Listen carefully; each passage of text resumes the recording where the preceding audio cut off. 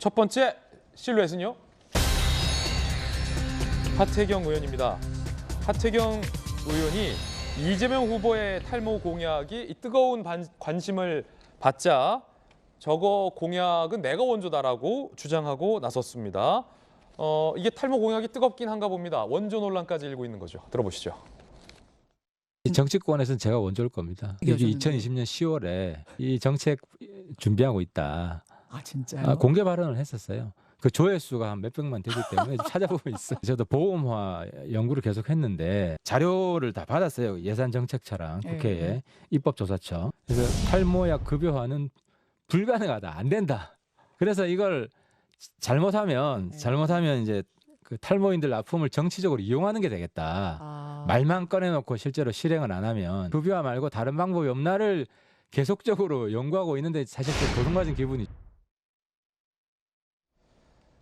자, 뭐 이렇게 이게 증거다라고 하태경 의원 쪽에서는 내가 원조다라고 주장을 하고 있는 건데 이게 좀 글쎄요. 김영주 의원이 메시지가 헷갈리는데 국민의힘에서 분명히 이재명 후보의 이 탈모 건보료 지원에 대해서 매우 비판하지 않았습니까? 뭐 윤희숙 의원도 지금도 비판하고 있는데 비판하다가 갑자기 내가 원조다라는 것 물론 하태경 의원 다르고 윤희숙 의원 다르겠습니다만 어떻게 보십니까? 그러니까 모퓰리즘 뭐 그런 단어가 나왔죠.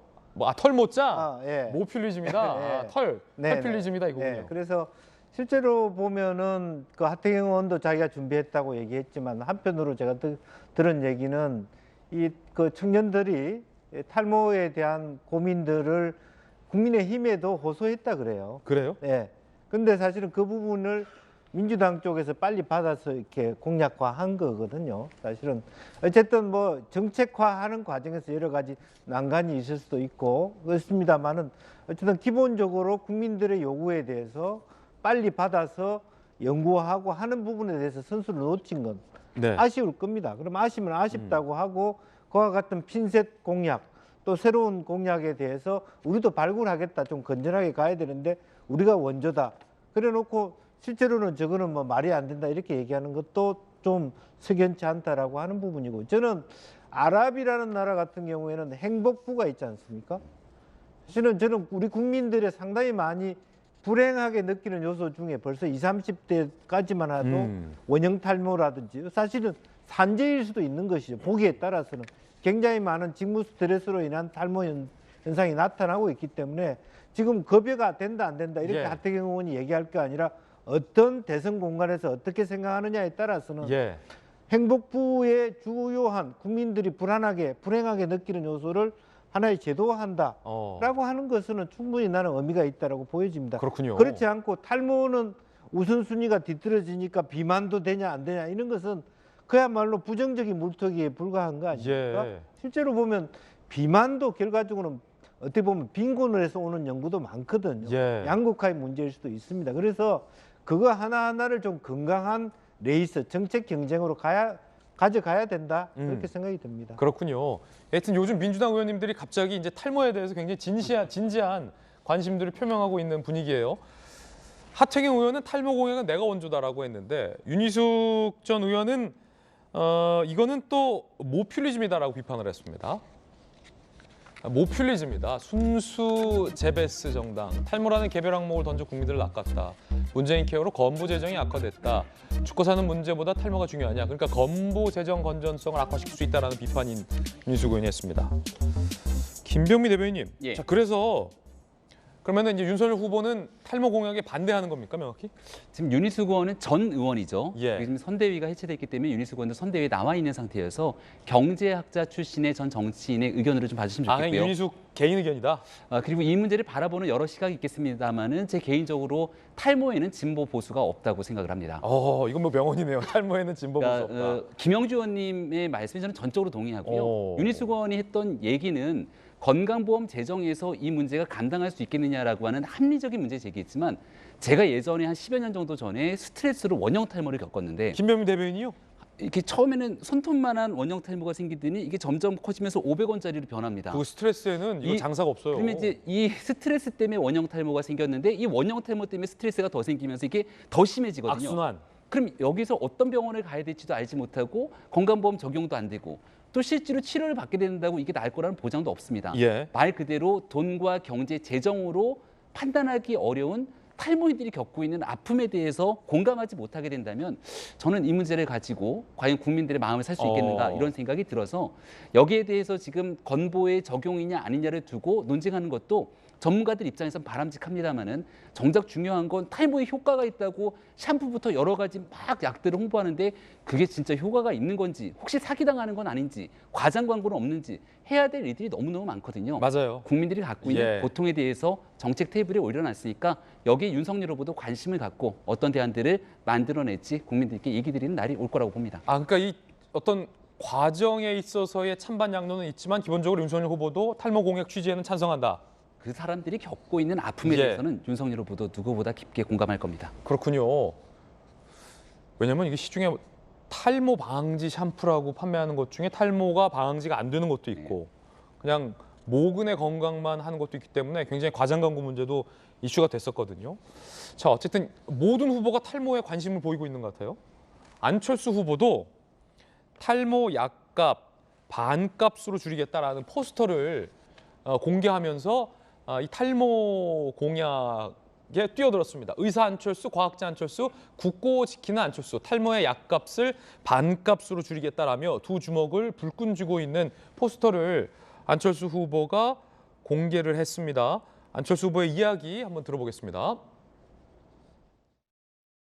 탈모약 중에서 제일 효과가 있는 약이거든요. 20년이 딱 지나고 나면 그 성분은 공개가 되어 있어서요. 그거 이제 복제약 만드는 거 굉장히 쉽거든요.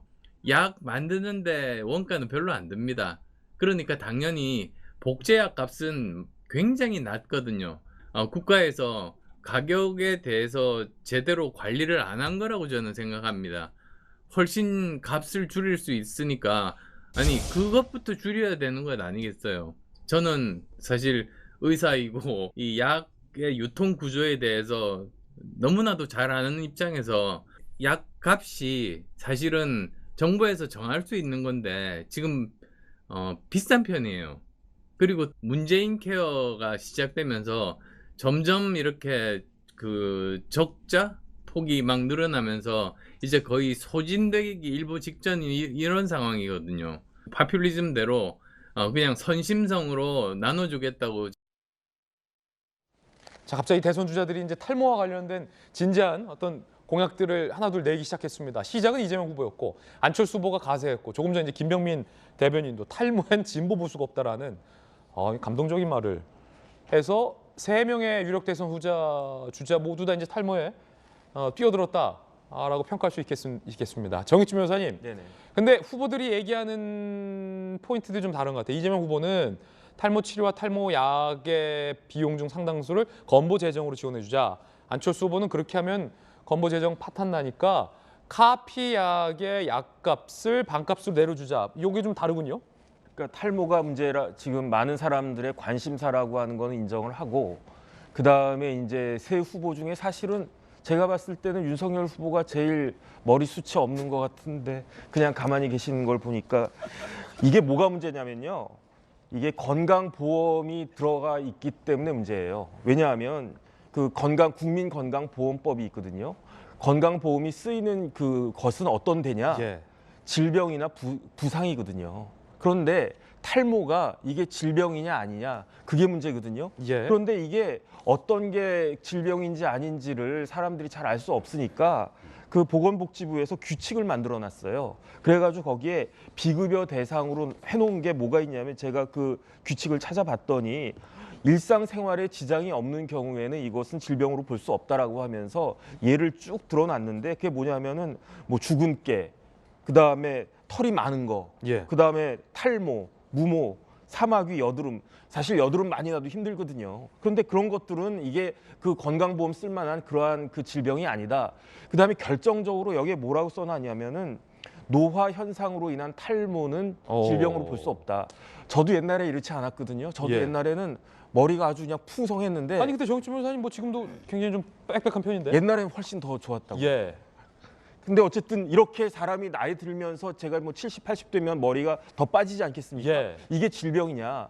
그다음에 제일 중요한 건 뭐냐면 돈이잖아요. 그러니까 쉽게 말하면 국민들이 아 그래 머리 빠진 사람들 노화 현상으로 머리 빠지는 사람들을 위해서 내가 건강보험료를 더 내겠다라고 국민들이 공감을 하면 그럼 건강보험을 통해 가지고 이 탈모에 관해서 이야기를 하는 게 맞고 지금 그러지 않아도 건강보험료 많이 올랐거든요. 제가 피부로 느낄 정도로 많이 올랐는데 그런데 아예 그 부분은 아니다 싶으면 그러면 차라리 그 안철수 후보처럼 그 카피 약값이 진짜 약값의 지금 한 70% 정도까지 된다라고 하는데 그거를 예컨대 뭐 반값으로 30%로 한다라고 하면 그러면 효과가 더 있지 않겠는가? 일단 저는 그런 그렇군요. 생각이 들어서 예. 이재명 후보하고 안철수 후보가 바라보는 시각은 법적으로는 굉장히 다르고 법 체계 자체를 좀 흔들 수 있는 측면도 있다 이렇게 말씀드리고 싶습니다. 예, 흥미로운 분석이었습니다.